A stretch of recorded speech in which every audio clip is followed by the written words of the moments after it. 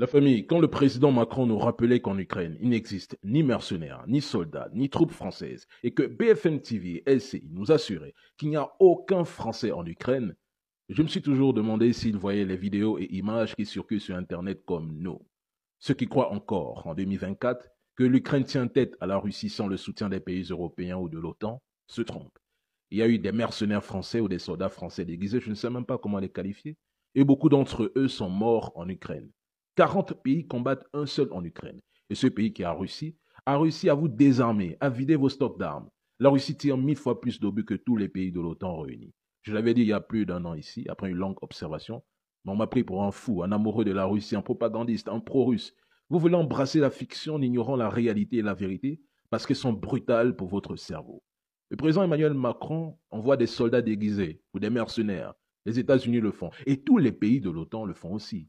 Mais vous ne verrez jamais la tête d'un Chinois, d'un Brésilien ou d'un Iranien mort dans les rangs de l'armée russe en Ukraine.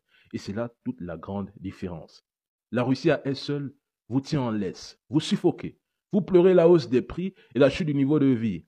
Mais qu'en sera-t-il le jour où ses alliés entreront en guerre contre l'OTAN? Ah, ce sera la catastrophe, la famille.